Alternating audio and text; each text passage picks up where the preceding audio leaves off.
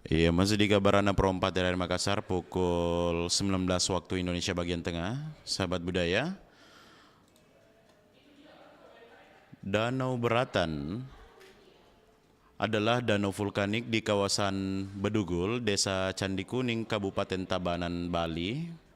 Pesona Danau Beratan terletak pada kombinasi alam pegunungan yang sejuk, air danau yang tenang seperti cermin, plus keberadaan Pura Ulundanu yang seolah mengapung di tengah danau, sehingga kawasan ini terasa magis dan sangat fotogenik. Udara dingin dan kabut tipis di ketinggian sekitar 1.200 meter di atas permukaan laut membuat suasana sangat menenangkan. Cocok untuk healing, berjalan santai, atau sekedar duduk-duduk menikmati panorama gunung, hutan, taman bunga di sekitar danau.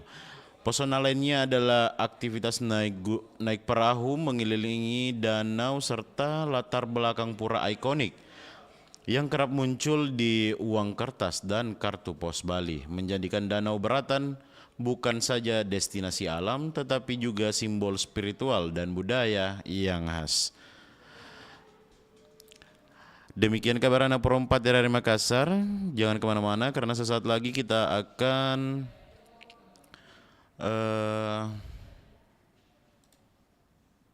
menemani Anda dalam program aspirasi budaya lokal, dan kita akan kedatangan tamu Dr. Insinyur Andi Muhammad Syafar, AMD, STMT, IPM, yang akan menemani ruang dengar Anda semua kurang lebih 50 menit ke depan dengan tema diskusi literasi, bedah karya, jejak takdir bersama penulis. Jadi jangan kemana-mana sahabat budaya, kita dengarkan bridging dulu.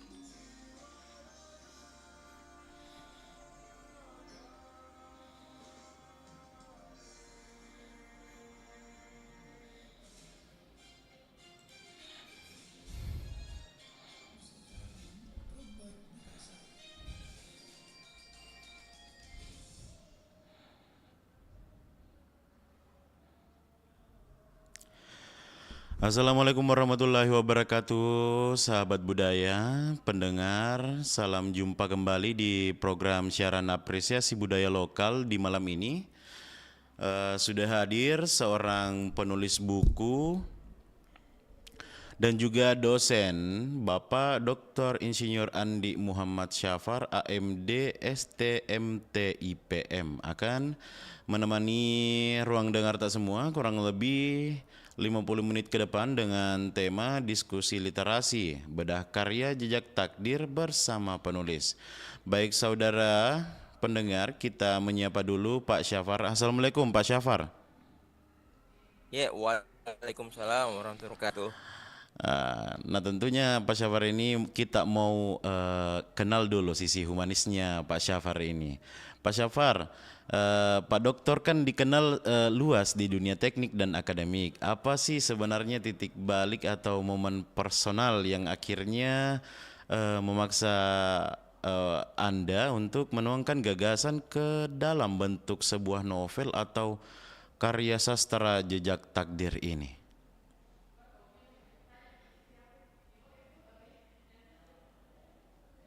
Halo? Ya, Terima kasih. Iya, Jadi selamat malam buat pemirsa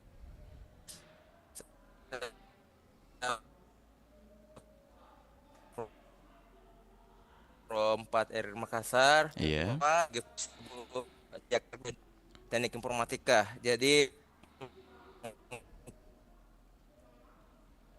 kita berpikir bahwa buah bentuk apa ya, kegelisahan tentang sebuah posisi manusia Mm-mm, dalam arus yang semakin tidak menentu, karena berbicara sebuah jejak itu kan mm-mm, berbicara sebuah lingkup, eh, apa, kondisi ibaratnya apa ya, petunjuk seperti itu. mm-mm, Karena yang namanya sepak takdir itu kan ada dua ya, ada takdir yang betul-betul apa, sesuai dengan kondisi positifnya, tapi ada juga takdir yang kemudian negatifnya seperti itu. Nah, mm-mm, disinilah yang kemudian saya semacam apa, penulis di dalam buku ini. Ini sebetulnya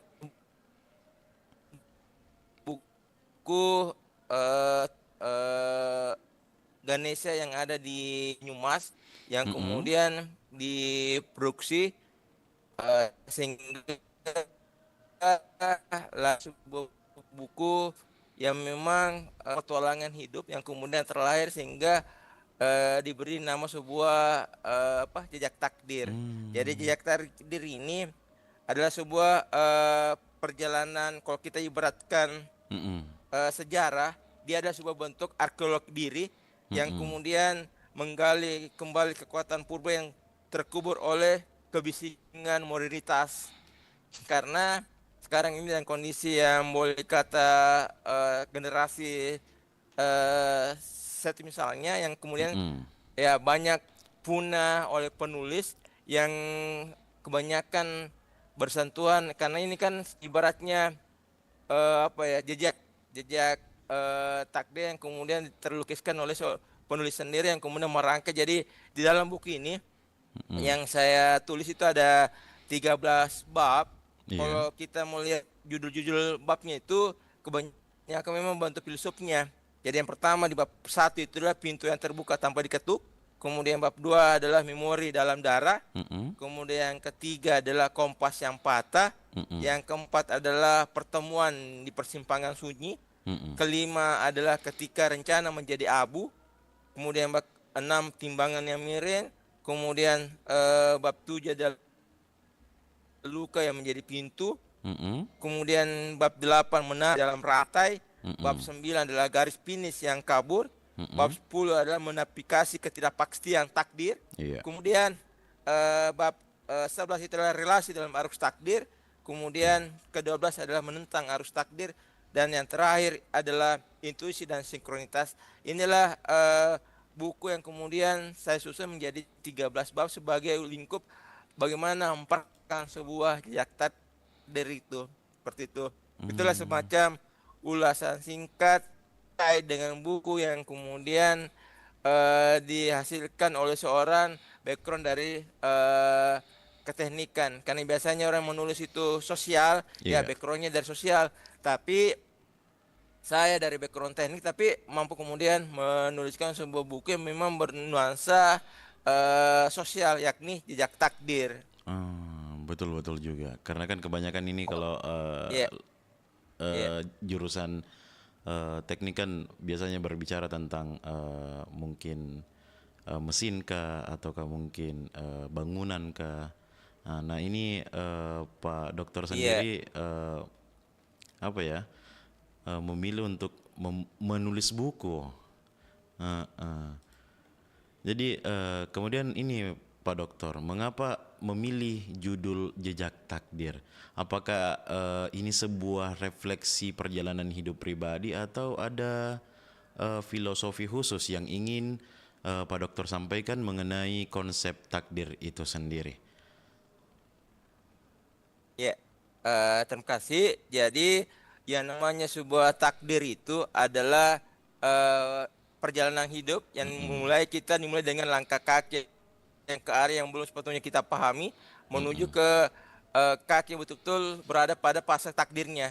Jadi di sini yang kemudian saya menggarisbawahi bahwa kita ibaratnya sebuah pohon, Mm-mm. maka ada 3 fase utama yang kemudian dirangkai oleh pohon tersebut. Yang Mm-mm. pertama adalah masa lalu sebagai lingkup akar, Mm. bahwa jejak yang telah ditinggalkan ini sebagai pondasi dan pembelajaran yang bersifat berharga. Kemudian kedua ada semacam masa kini, saya mengilustrasikan sebagai batang yang dimana batang itu sebagai bentuk realitas perjuangan yang dihadapi dengan segala dinamikanya. Kemudian yang terakhir itu adalah masa depan sebagai buah, Mm-mm. di mana harapan dan emansipasi ini dari apa yang kita tanam hari ini. Inilah yang kemudian jadikan sebuah perwujudan judul dari Jejak Takdir dengan menganalogikan sebuah pohon dari masa lalu, masa kini, dan masa Ya. depan.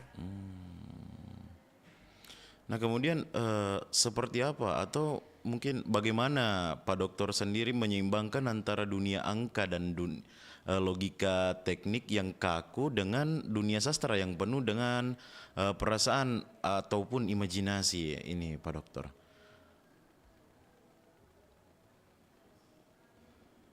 Oh iya, terima kasih karena eh, memang kita terlihat bahwa sebuah lingkup teknik itu kan kebanyakan bersifat pak apa ya, nilai-nilai pasti yang kemudian Ah, terwujud dalam angka-angkanya ya. ah, ah, Sedangkan ah. kalau orang sastra itu adalah orang yang kemudian terlahir dengan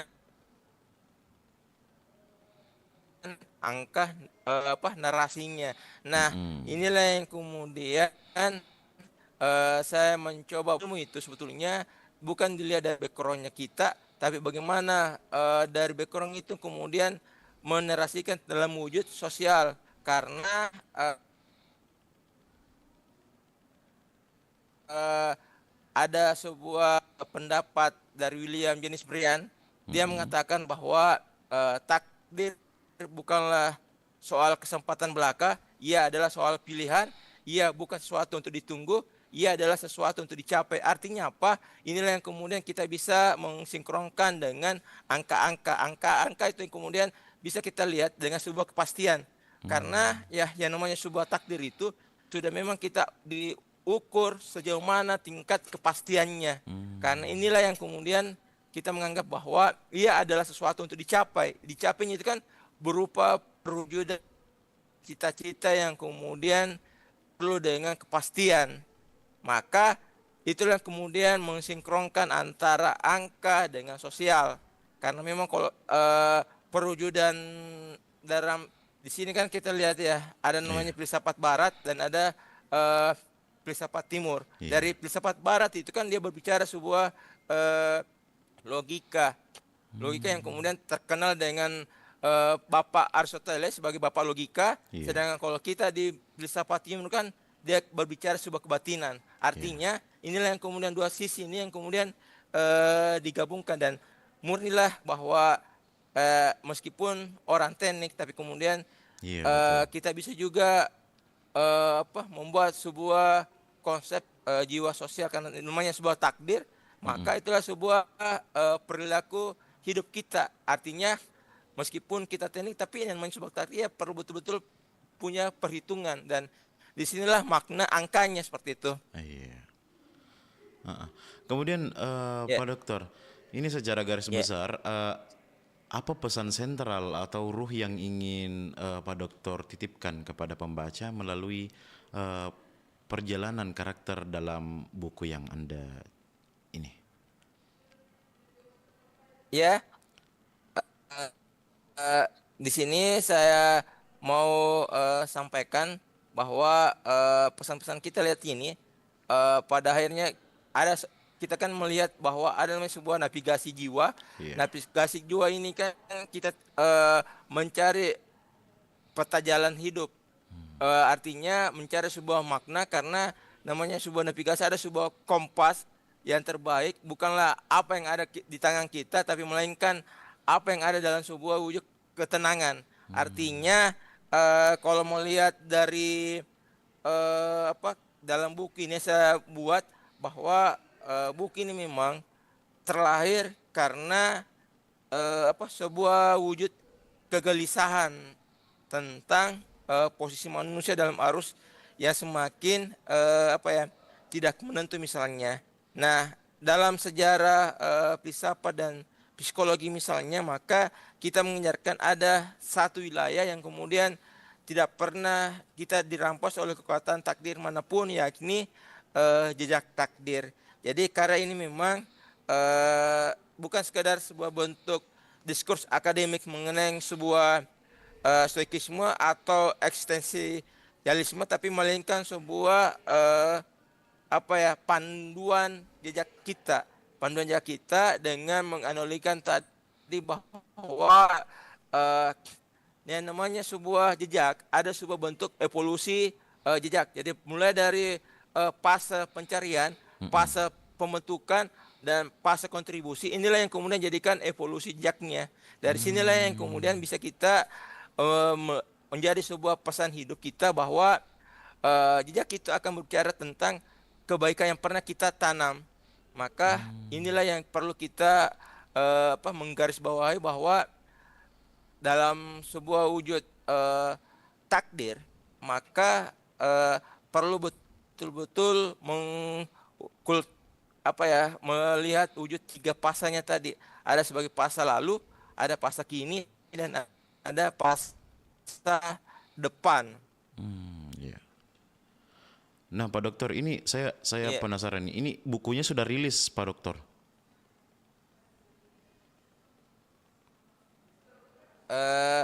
Buku yang dirilis ini dalam proses pertama, Heeh.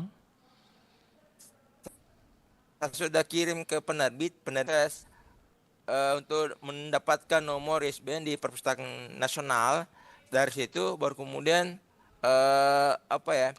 untuk bisa disebarluaskan. Kan ini kan baru wilayah naskah yang kemudian siap untuk dilaunchingkan.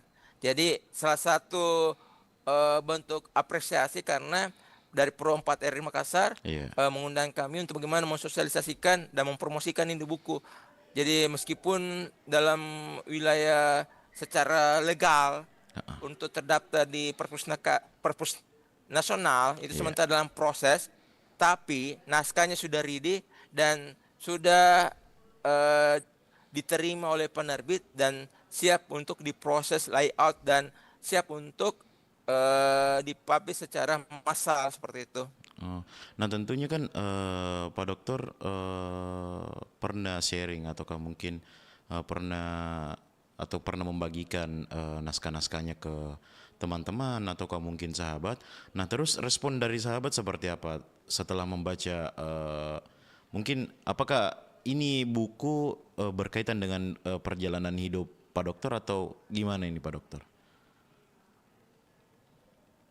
Oh iya, terima kasih. Jadi memang kalau kita mau melihat dari segi 3 hari yang lalu, 3 hari yang lalu saya bentuknya di media sosial yang saya share buat teman-teman.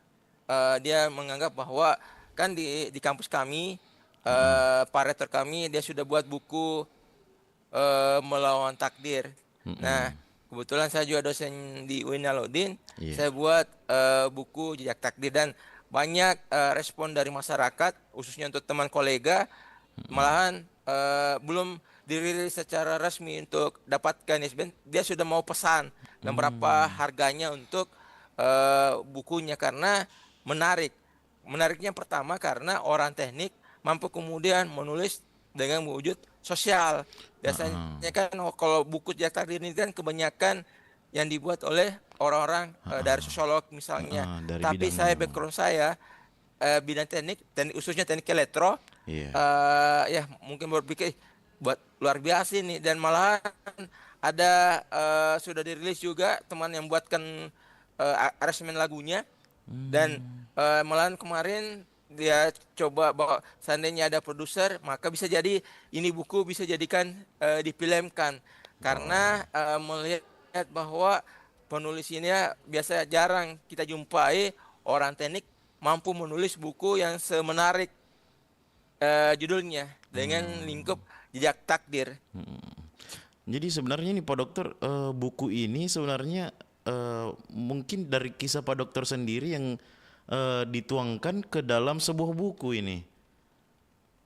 Iya, betul bahwa ini memang jejak takdir terlahir dari perjalanan hidup saya. Heeh. Jadi saya menganalogikan ada namanya dimulai dari pembangunan saya berikan nama dengan benteng batin yang bagaimana mengajak apa namanya pembaca itu misalnya jadi dari kegagalan masa lalu hingga proses menuju kesuksesan misalnya karena di dalam buku yang di bab 2 itu yang memang apa dari babnya saya angkat mulai dari persoalan kegagalan kemudian sampai berproses kita sehingga menuju betul-betul takdir yang kita impikan.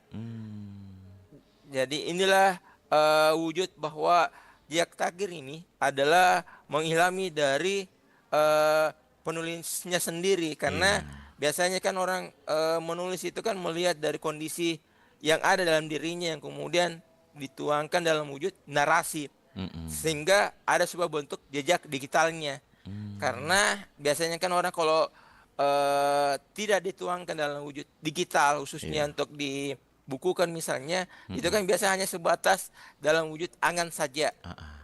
Jadi sehingga saya apa namanya mencoba menuangkan ide bagaimana kalau kita tuangkan dalam wujud tulisan sehingga ketika kita misalnya apa ya bisa ada semacam jejak bahwa oh ternyata kita pernah juga menulis buku jejak takdir dan ini buku jejak takdir ini adalah buku yang ke 37 yang saya rilis dan hanya satu buku yang memang mengurus pada lingkup sosial yakni jejak takdir. Kalau yang lainnya itu buku yang saya sudah buat ada kebanyakan bersentuhan dengan keilmuan saya khususnya untuk di teknik seperti itu. Ya. Nah, kemudian ini kita lanjutkan lagi pertanyaan ini Pak Dokter. Nah, dari sekian banyak karakter yang muncul, mana yang paling mewakili kegelisahan Pak Dokter terhadap realitas sosial saat ini? Oh ya, biasanya dalam konsep realitas sekarang ini, kebanyakan orang kan menganggap bahwa dia tidak percaya akan sebuah takdir.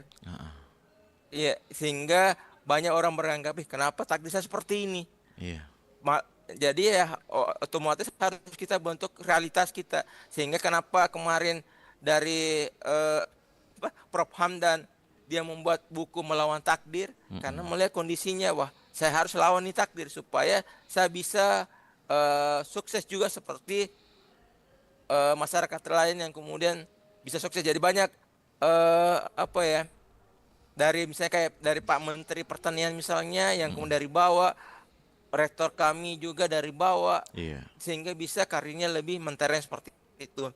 Nah inilah yang kita mencoba bahwa dengan buku yang kita buat sebagai jejak takdir ini mudah-mudahan jadikan motivasi buat kita bahwa ya jangan melihat kondisi saat ini tapi impikanlah kondisi yang akan datang sebagai fase kesuksesan.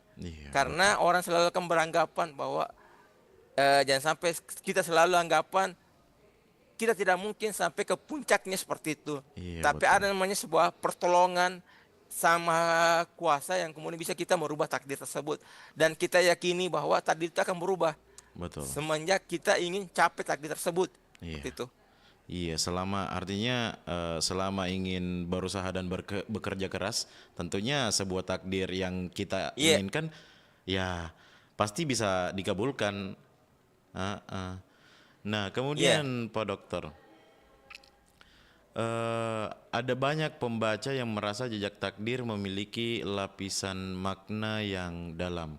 Apakah ada simbol atau metafora tertentu yang Anda masukkan sebagai pesan rahasia bagi para pembacanya yang jeli? Oh iya, Terima kasih. Jadi kalau kita mau melihat bab-bab yang kemudian yang ada di sini memang eh, banyak terekam. Jadi mulai dari jejak pintu yang terbuka tanpa diketuk. Iya. Artinya apa? Di sini yang kemudian kita mencoba bagaimana mengetuk pintunya itu supaya betul-betul akan terbuka. Karena kalau kita tidak ketuk itu pintu, artinya kita tidak diikhtiarkan misalnya, maka pintu itu akan selalu terkunci misalnya. Nah, hendaklah kita betul mengetuk itu pintu supaya takdir itu akan terbuka. Sehingga ya apa yang kita impikan ya bisa kita tercapai seperti itu. Jadi biasa orang beranggapan ketika satu kali dia gagal, dia anggap bahwa mungkin target saya seperti ini. Padahal itulah yang kemudian harus kita cambuk. Maka harus kita betul-betul dari kegagalan itu hendaknya bisa kita raih yang namanya fase kesuksesan. Nah, disinilah yang kita perlukan bagaimana menavigasi kejiwaan kita dari ketidakpastian menjadi sebuah kepastian. Iya, baik Pak Dokter, kita rehat sejenak dulu. Ya, Jadi sahabat budaya, ya. perbincangan saya dengan Pak Dokter akan kembali lagi setelah eh, iklan berikut.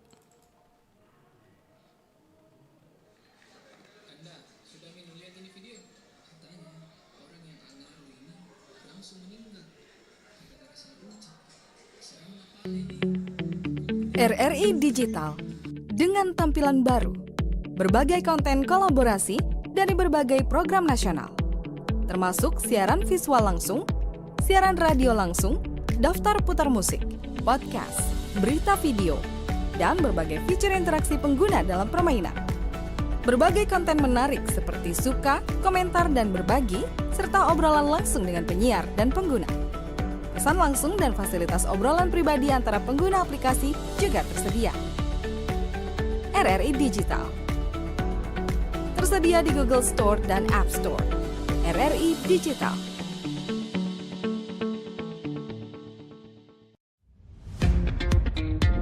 Selamat datang di era digital baru. RRI News kini hadir di genggaman Anda dengan aplikasi mobile terbaru. Temukan berita online terkini, cepat, dan terpercaya langsung dari perangkat Anda dengan fitur pembaru.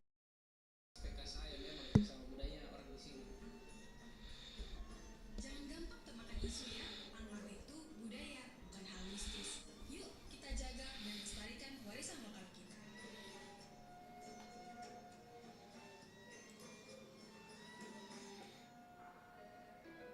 Tahukah kamu, pencegahan stunting ternyata bukan dimulai setelah anak lahir, tapi justru sejak sang ibu mengandung. Ya, 9 bulan pertama itu jadi masa emas yang menentukan masa depan anak.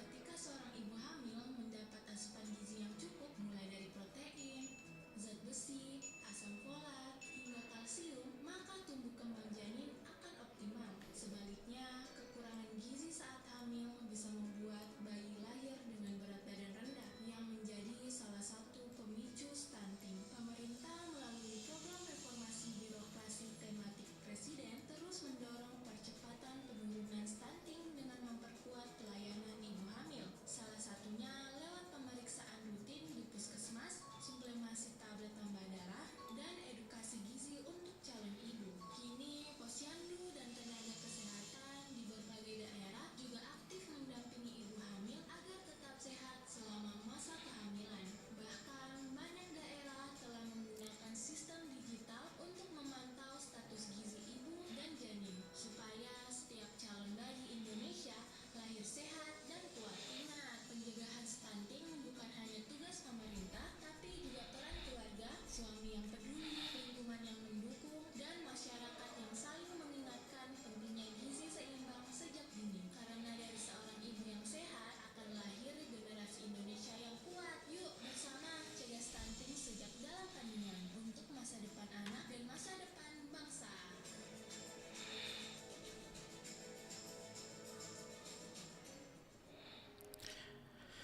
Iya, kita kembali lagi terhubung dengan Pak Dokter.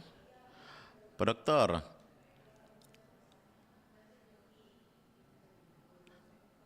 kita lanjutkan lagi Yes. perbincangan mengenai jejak takdir ini.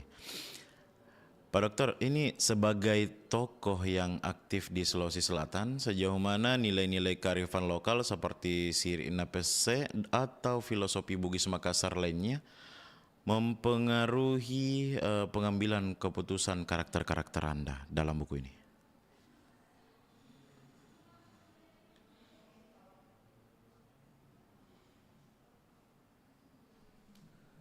Ya, di sini kita melihat untuk bagaimana karena kita kan budaya lokal yang menghargai akan kearifan lokal dan perlu kita melestarikan namanya lestari budaya. Jadi ya memangnya kita harus betul-betul lestarikan meskipun apa ya karena sadar tidak sadar yang namanya budaya itu perlu dilestarikan Yeah. karena kalau tidak maka akan terkikis oleh warisan-warisan yang kemudian kita tidak lestarikan karena sekarang ini kan marak dengan isu-isu persoalan budaya yang kemudian tidak ujungnya ya. Jadi dengan sebagai masyarakat yang menganut sistem pelestarian, Iya. jadi hendaklah betul-betul kita lestarikan budaya. Kalau bukan kita siapa lagi misalnya karena banyak para tokoh-tokoh yang sekarang ini yang boleh dikata sudah sepuh misalnya maka kita sebagai generasi penerus ini ya bagaimana melestarikan itu dengan sifat lebih ingat itulah kemudian budaya yang perlu kita lestarikan sebagai apresiasi budaya lokal karena kalau kita tidak melestarikan itu maka akan terkikis oleh zaman, akan terkikis oleh teknologi misalnya.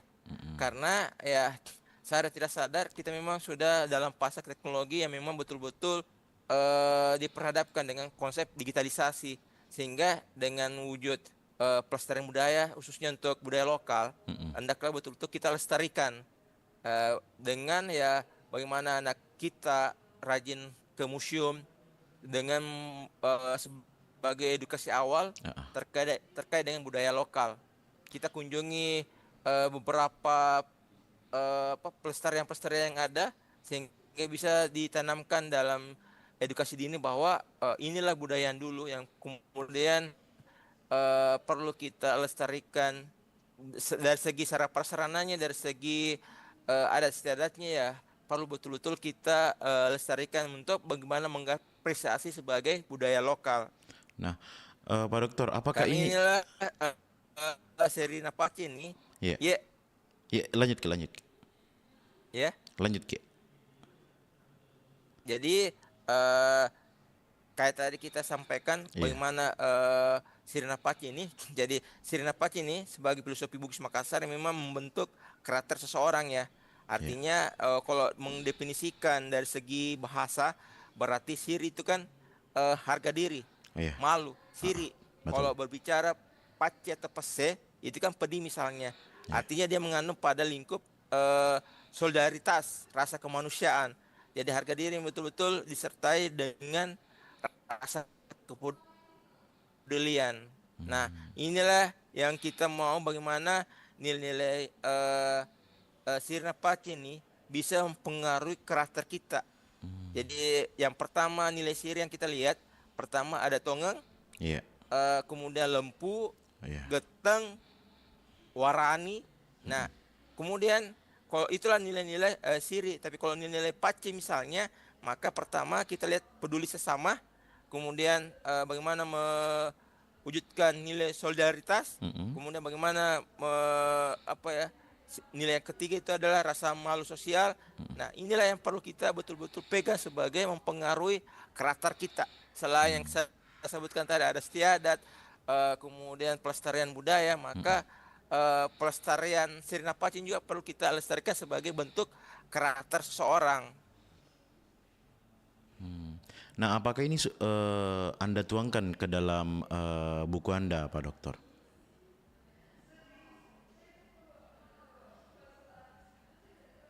Iya, saya tuangkan juga dalam buku saya ini sebagai bahwa jejak takdir ini kan bisa juga mempengaruhi karakter kita sebagai pelestarian tadi saya sebut tadi dengan eh, siri napas misalnya. Karena kalau kita melihat ketokohan kita kayak Sultan Hasanuddin, dia Mm-mm. terkenal dengan ayam jantan dari timur, kemudian banyak perantau-perantau Bugis, Ah, maka dia siri napas ini saya jadikan untuk membentuk karakter. Jadi disinilah saya tuangkan juga dalam buku saya dalam mensinkronkan juga ke budaya lokal seperti itu. Nah, kemudian bagaimana buku Jejak Takdir ini menjawab tantangan modernisasi yang seringkali membuat generasi muda kita ini mulai bergerak, maksudnya berjarak dengan akar budayanya.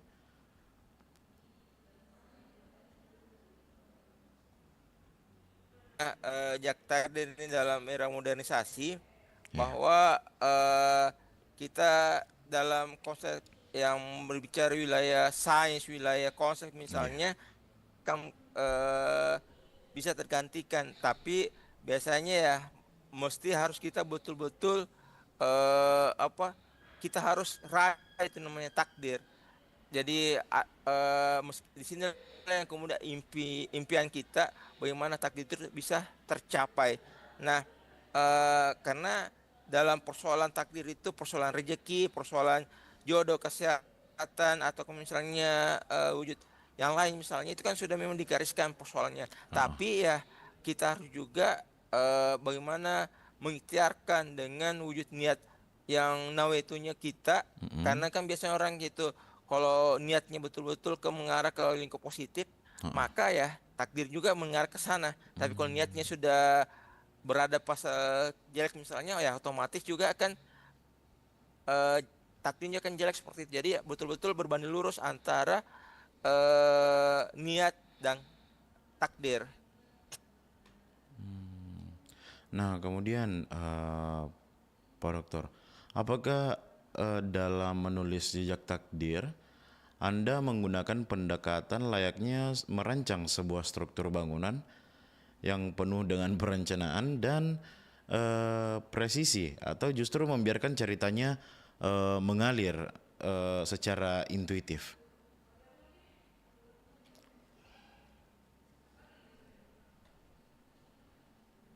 Oke, eh terima kasih. Ya. Jadi dalam menulis Jak Takdir ini, jadi ibaratnya seperti halnya air zam-zam yang terus mengalir tanpa putus, maka ya seperti itu juga kita mau bagaimana menulis ini betul-betul mengalir. Karena dalam jejak takdir ini ya apa yang kita rasakan, apa yang kita pernah perbuat, apa yang kita melihat dari sudut pandang tokoh yang lain, maka itulah yang menjadikan sentuhan referensi, sehingga ya perlu betul-betul presisi, perlu betul-betul terukur, sehingga ya terciptalah yang namanya sebuah karya.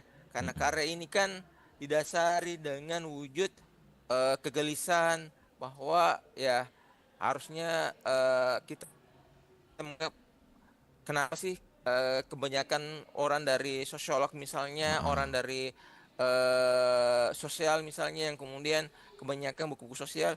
Nah, kita harus juga mencoba bagaimana dalam lingkup disiplin yang lain itu bagaimana juga bisa menuliskan sosial juga supaya ya tidak tidak ada semacam dikotomi ilmu antara ilmu teknik dengan ilmu sosial.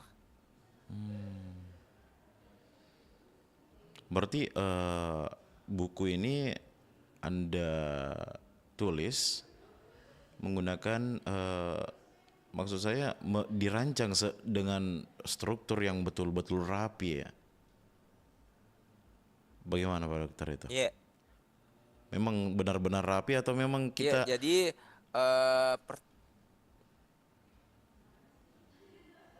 Lanjut ya Pak.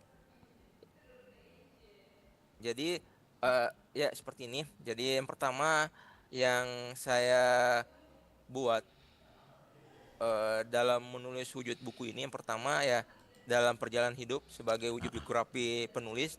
Kemudian yang kedua referensi beberapa tokoh yang jadikan cerminan.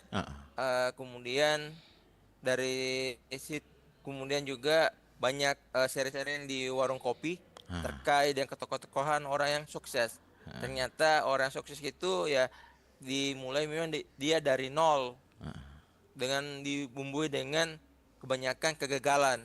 Jadi kegagalan itu ya bagaimana optimis dari sikap pesimis menjadi sebuah optimis.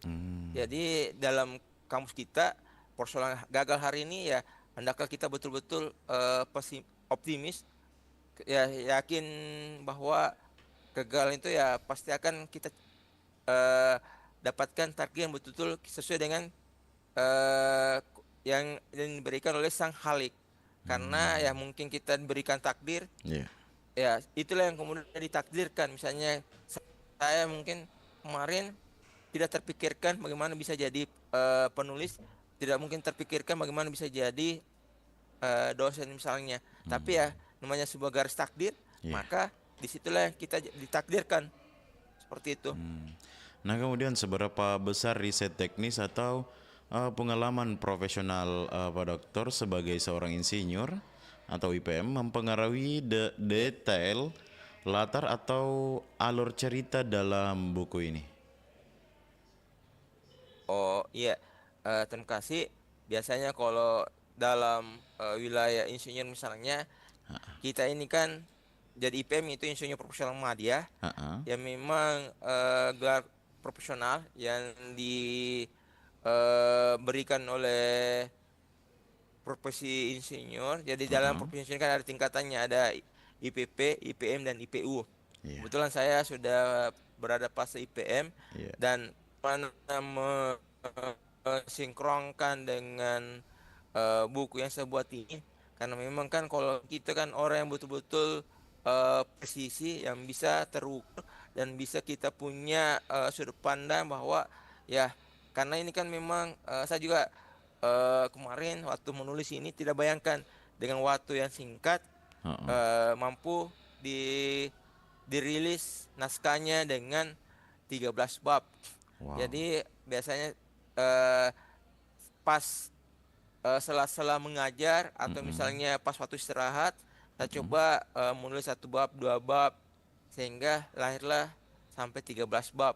Jadi 13 bab ini yang kemudian terangkum menjadi satu kesatuan, sehingga saya beri nama bukunya itu Jejak Takdir. Karena saya menganggap bahwa Jejak Takdir ini adalah sebuah, ya semua manusia pernah alami, hanya takdirnya yang berbeda-beda. Betul. Seperti itu. Sehingga ya perlu kita buat penelusuran jejak-jejaknya, karena kalau dengan adanya penelusuran itu ya bisa terukur, bisa kita lihat pencapaian kita sejauh mana. Karena ada bentuk fase grafik yang kemudian mengindikator kita, maka inilah jadikan dasarnya kita. Karena namanya sebuah orang bidang keteknikan, ya perlu pengukuran pasti, perlu presisi yang pasti. Jadi bukunya ini sudah diukur dengan presisi ya Pak Dokter ya? Iya. Iya, menurut kacamata saya. Iya. Tapi ya satu hal yang kemudian saya apresiasi, yang pertama pas saya share di media, langsung ada tawaran dari RRI, kita coba promosikan ini. Kemudian yang kedua juga teman-teman juga lintas prodi misalnya banyak tertarik. Saya bilang insya Allah kalau sudah dapat nomor ISBN, maka ya saya harus berikan kado buat RRI, karena mampu inilah media pertama yang mempromosikan saya punya buku, Pak. Jadi nanti ketika saya sudah dirilis dan ada nomornya dan sudah terdaftar juga sebagai hak ciptanya, maka saya langsung bawa ke RRI sebagai tanda terima kasih Siap, siap. Karena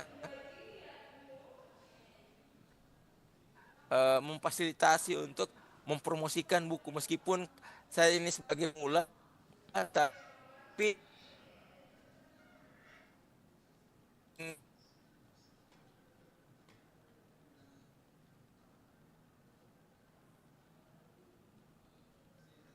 halo, Halo. ya ya, Ya. Nah, seperti itu, Pak. kemudian Pak Dokter, apa dampak yang paling Pak Dokter inginkan yang terjadi pada pembaca setelah mereka menutup halaman terakhir dari Jejak Takdir? Oh ya, jadi terima kasih. Ya. Di sini dalam buku yang saya buat, eh jadi ada wujud sinopsisnya yang kita bisa lihat. Mm-mm. Jadi sebentar dulu saya lihatkan di sinopsis yang bukunya Jak Takdir kita lihat. Mudah-mudahan buku ini bisa sedahsyat judulnya. Ya. Jadi dengan bentuk bahwa di tengah dunia yang semakin tergerus oleh teknologi dengan logika yang bersifat kausalitas, maka kita mencoba bagaimana menghadirkan Injak Takdir ini sebagai jawaban atas kerentanan manusia modern. Jadi buku ini memang kita membedah bagaimana wujud arsitektur batinia manusia melalui lensa filsafat. Jadi ada warna-warna keteknikan juga muncul. Jadi banyak bahasa-bahasa keteknikan kayak tadi arsitektur, Presisi. genetika, ya presisi dan sebagainya. Kemudian di sini juga sudah ada bahasa dimulai dari pembangunan benteng batin. Jadi istilah-istilah teknik juga banyak muncul, Pak. Jadi betul. kita harus betul-betul sesuai dengan background kita. Kita tidak akan terlepas dari background teknik dan banyak bahasa teknik yang kemudian dituangkan dalam narasi, mulai dari tadi arsitektur batinia, kemudian benteng batin, Iya. kemudian ini juga titik finish dan sebagainya. Inilah sebagai istilah-istilah yang banyak dimunculkan sebagai perjalanan yang bercahaya dalam wujud jejak takdir. Betul sekali. Nah, kemudian sebagai penutup ini, Pak Dokter, apa pesan Pak Dokter untuk rekan-rekan praktisi ataupun akademi lain yang sebenarnya punya keinginan menulis namun merasa terhambat oleh latar belakang profesi mereka yang non sastra? Ya, terima kasih. Jadi pertama, hendaklah selalu mencoba.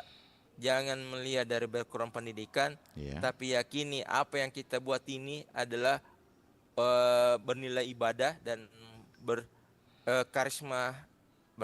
Karena namanya sebuah wujud narasi yang kita tuangkan dalam sebuah karya, ya satu saat kita akan butuh yang namanya jejak digital. Jadi hendaklah betul-betul kita tuangkan dalam wujud narasi digital. Jadi namanya sebuah jejak digital tidak tergerus oleh zaman. Suatu saat jejak kita akan termunculkan sebagai wujud penelusuran takdir. Ya. Itu saja pesan-pesannya Pak Dokter. Iya, pesan saya ya betul-betul hendaklah terus berkarya dan berkarya. Dengan berkarya kita bisa kuasai dunia. Asik. Baik, Pak Dokter. Terima kasih banyak Pak Dokter Syafar atas kebersamaannya di Apresiasi Budaya Lokal. Nah, demikian sahabat budaya di program siaran Apresiasi Budaya Lokal dengan tema diskusi literasi bedah karya jejak takdir bersama penulis. Bersama Dr. Insinyur Andi Muhammad Syafar, AMD STMT IPM. Saya Ahmad Kahfi, pamit undur diri. Terima kasih. Assalamualaikum warahmatullahi wabarakatuh. Waalaikumsalam.